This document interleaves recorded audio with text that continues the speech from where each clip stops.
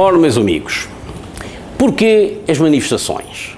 Ontem assistimos a uma manifestação a nível europeu, porque não foi só em Portugal, os outros países da Europa, nomeadamente aqueles mais ligados na CEE, como, digamos, participaram nesta manifestação.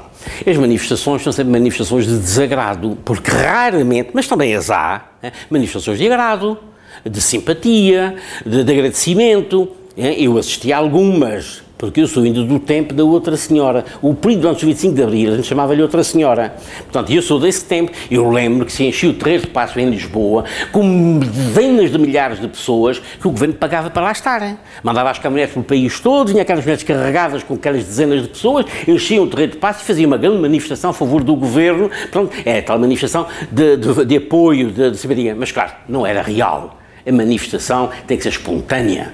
Portanto, é o próprio nome, a manifestação quer dizer isso mesmo, a atuação, um ato espontâneo. E, portanto, nós temos que ir para aquelas coisas com vontade própria, sabendo o que queremos e sabendo a mensagem que devemos levar para transmitir a quem nos vê, a quem nos ouve. Porque aquele conjunto leva sempre uma mensagem. Nós aqui vimos isto e reparámos que ontem as pessoas se manifestaram daquela forma, deve-se também ao problema do emprego.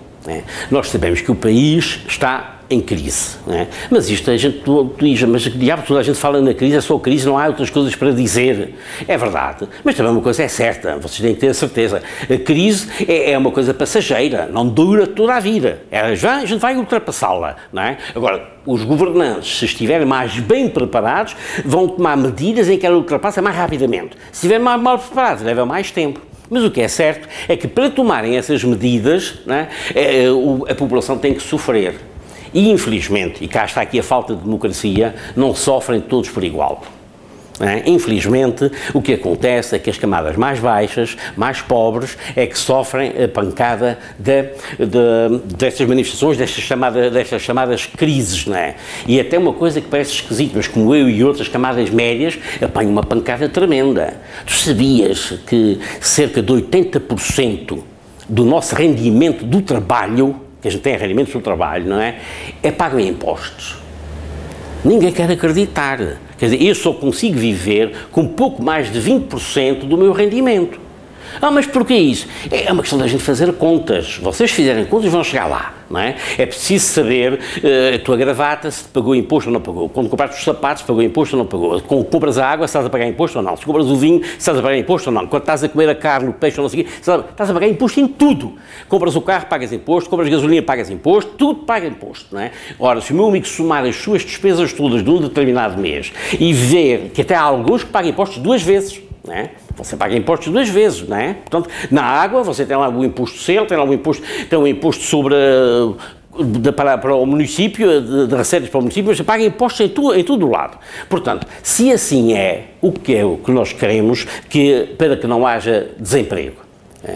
O desemprego é uma consequência de uma má governação. Mas não se podemos dizer que foi este governo ou o último governo que fizeram a má governação. Não. A má governação é uma acumulação de erros de alguns anos seguidos, não é? Portanto, nos últimos 20 ou 30 anos, não é? Depois do 25 de Abril, cometeram-se alguns erros que levaram a esta situação. Portanto, nós já éramos um país acreditado, ou seja, qualquer país da Europa ou do mundo acreditava em Portugal. Se a gente pedisse dinheiro, emprestava-nos, porque nós tínhamos crédito internacional, não é? Perdemos isso tudo ao longo desses 30 anos. Perdemos porquê? Porque alguns erros na governação, alguns excessos, não é? O tomar decisões às vezes incorretas, fazer estradas a mais, fazer edifícios a mais, sem necessidade, não é? Abandonar os edifícios públicos e tomar de arrendamento outros edifícios, como aconteceu com a Justiça, com os tribunais em Lisboa, fecharam-se os antigos edifícios que eram do governo, um dos tribunais funcionava, mudar tudo para pagar 3 milhões de euros por mês, para a Expo 98, né? Porque enfim é mais moderno. Mas é mais moderno, quem é que paga esta fatura? O povo, somos nós. Mas eu não quero pagar, pois não, mas o teu governo é que decidiu, e como decidiu não tens outro remédio se não pagar. Portanto, temos que ter este cuidado. Portanto, o desemprego acontece pelas más medidas aplicadas pelo governo, e essas medidas têm influência no desenvolvimento da economia, porque repare, não há nenhum patrão, veja, se o mais pequeno que ele seja, você se tiver uma empresa que tiver 3 ou 4 empregados, que queira despedir os seus empregados, se precisa deles, não quer despedi-los, não é? Portanto, a gente só despede aqueles que são malandros, não é? Agora, se deixa de vender o produto que esses empregados produzem na sua empresa, isso acontece durante um mês, 2, 3 e assim sucessivamente, ele deixa de ter receita suficiente para pagar os ordenados ao pessoal e aos seus fornecedores e para sobreviver. Ora, se isto acontece, é mau. É? Se isto acontece, portanto, tem que ser o governo a tomar medidas de natureza económica que permitam o desenvolvimento da economia. Portanto, há obras públicas que podem ser feitas nessas alturas. Eu recordo-me, na década de 60, na década de 50, aqui em São Miguel, no caminho para as Lombadas, muitas das pessoas que estão-nos a ouvir conhecem o caminho para as Lombadas, vem aquele caminho aberto, um caminho relativamente estreito, tudo é pedra de calçada, até lá abaixo à mina, à nascente de água das Lombadas. Aquilo foi feito na década de 50, em consequência da crise que já na altura se vivia.